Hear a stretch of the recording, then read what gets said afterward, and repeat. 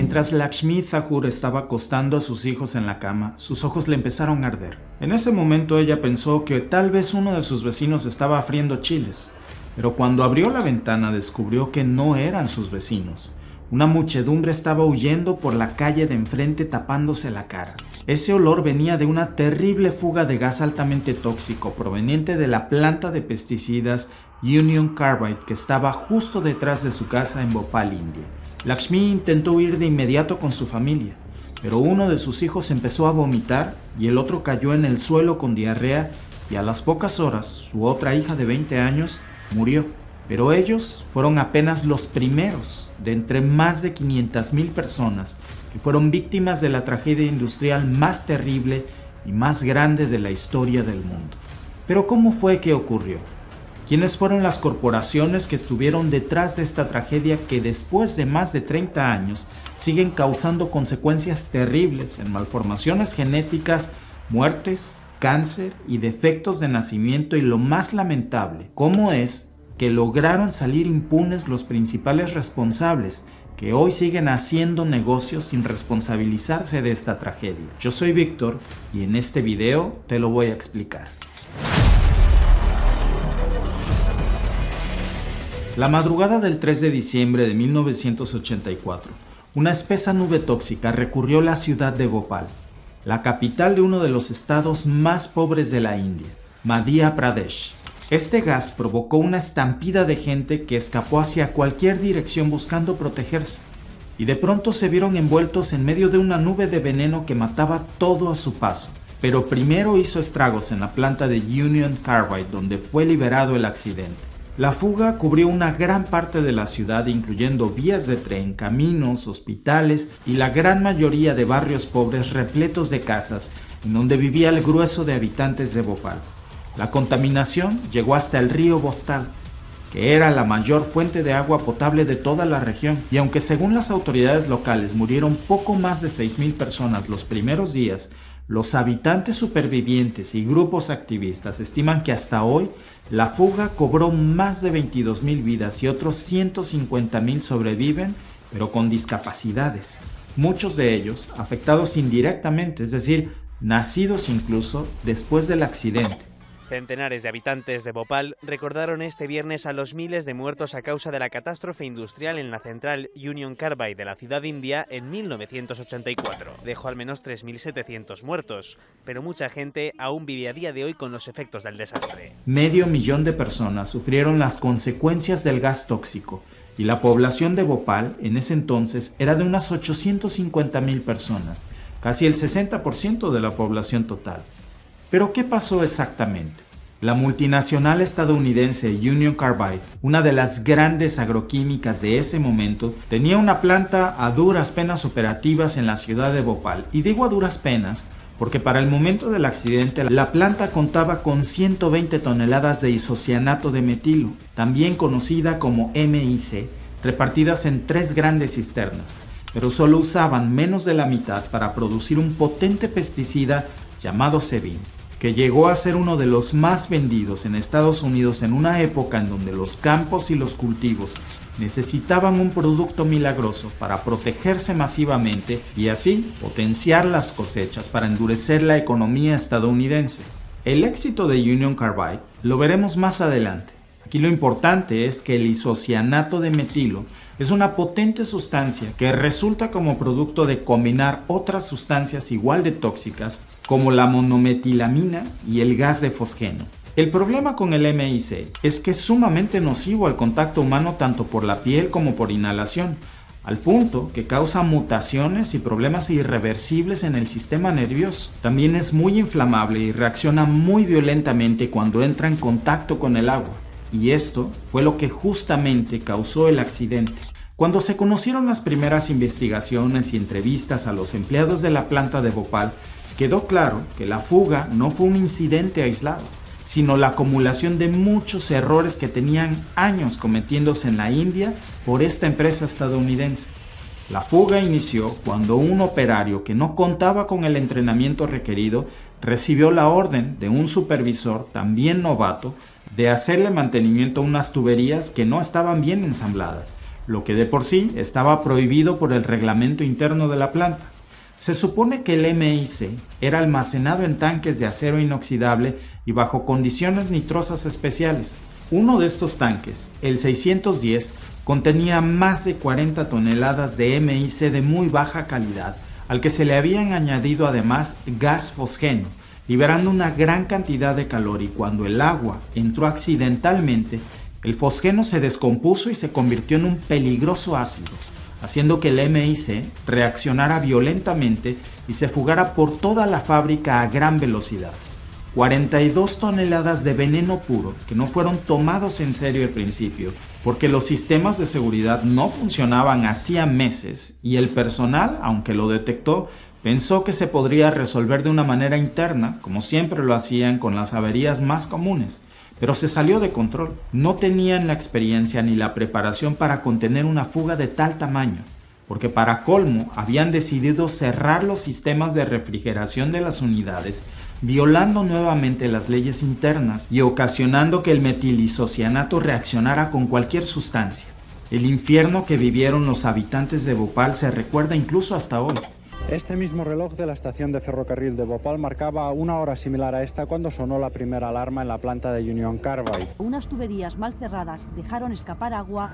Esta entró en contacto con un gas mortal que se expandió por la ciudad.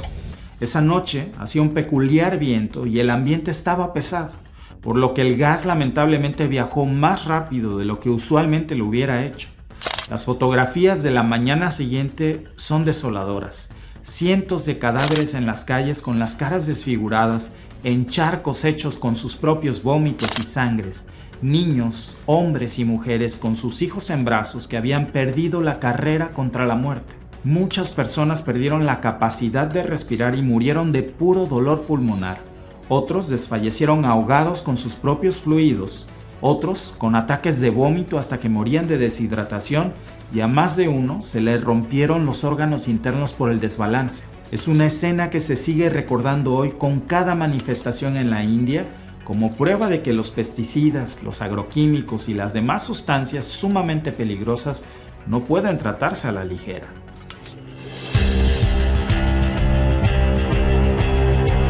Pero como el isocianato de metilo es un veneno tan letal, comenzó a usarse para fabricar plaguicidas. Los plaguicidas se usan para controlar y eliminar plagas de todo tipo que atacan a los cultivos.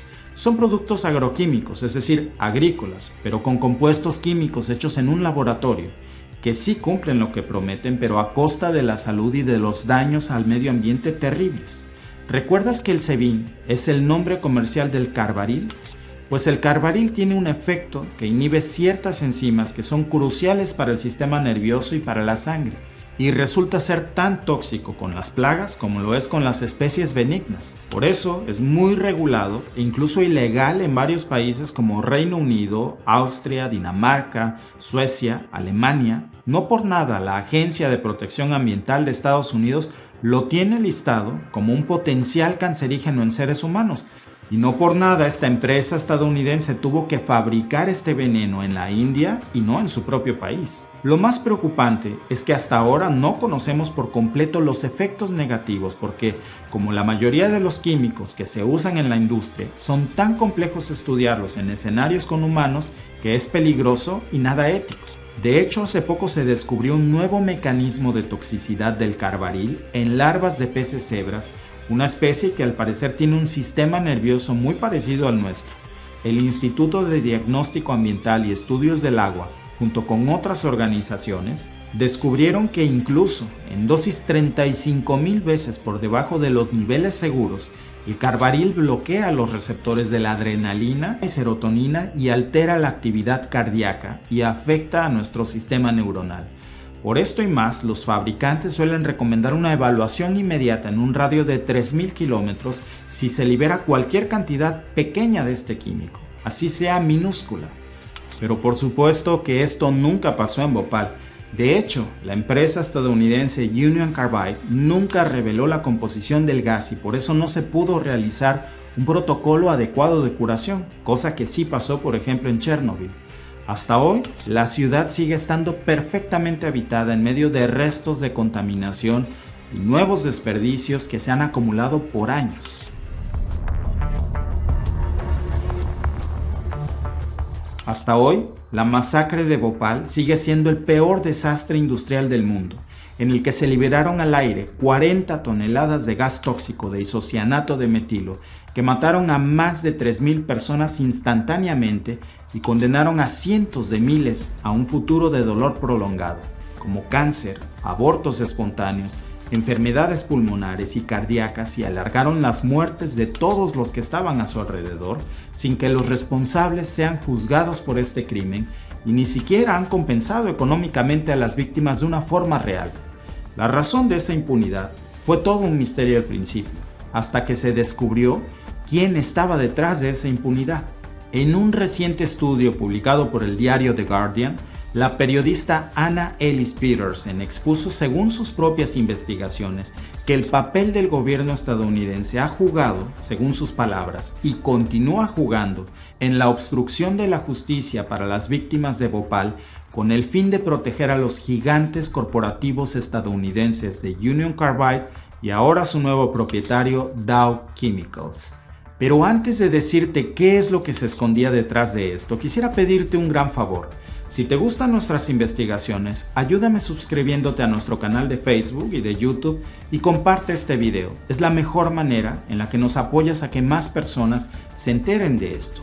Esta impunidad de la que goza Dow Chemical con el respaldo de Washington no es solo en contra de los familiares de las víctimas directas que fallecieron ese día. Los que lograron sobrevivir solo están vivos para sufrir una muerte lenta, con el doble de probabilidades de morir, por ejemplo, de cáncer, de enfermedades de pulmones, de tuberculosis, con el triple de probabilidades de morir de enfermedades renales y con un 63% de probabilidades de tener enfermedades crónicas. Y peor aún, transmiten esos efectos de forma permanente a su segunda y tercera generación e incluso para los que aún no han nacido. De hecho, el Centro Infantil Chingari en India fue establecido para los nacidos con discapacidades como consecuencia del desastre del Bhopal y ha registrado más de 1.000 niños, la mayoría afectados por parálisis cerebral como distrofia muscular, autismo, discapacidad intelectual y graves dificultades de aprendizaje, además de múltiples deformidades. Este es el terrible legado del Bhopal. Todos estos niños nacieron de padres o incluso abuelos que estuvieron en contacto con el gas esa noche. Lamentablemente, no solo es el gobierno estadounidense. Diversos grupos activistas sostienen que ha habido una supresión deliberada por parte del gobierno de la India de cualquier investigación que logre demostrar el daño sistemático o genético a largo plazo que causó esa explosión de gas para proteger a las grandes corporaciones estadounidenses. Después de 25 años en espera de justicia, representantes de las víctimas de la tragedia de Bhopal califican de absurda la sentencia contra 8 responsables de origen hindú. Por lo tanto, se trata de una broma del ordenamiento jurídico en general. Tales sentencias y multas demuestran sumisión ante las empresas multinacionales.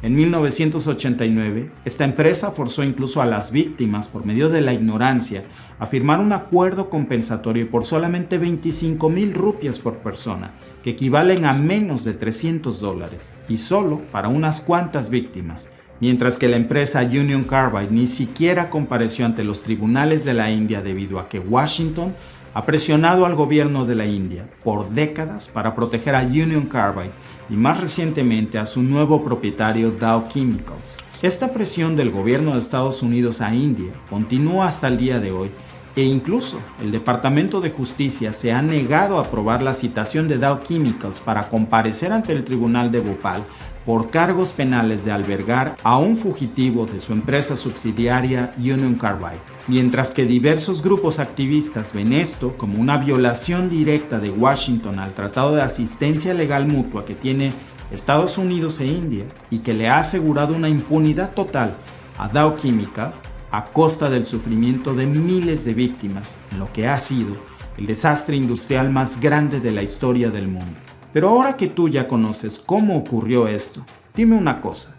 ¿Crees que este escudo de impunidad gubernamental del que ha gozado Dow Chemical desde Washington sería igual si se tratara de un país como Francia o Reino Unido? ¿O crees que se trata de un abuso a las víctimas de un país en situación muy desigual? Voy a estar leyendo tus comentarios. Yo soy Víctor y te veo en el próximo video.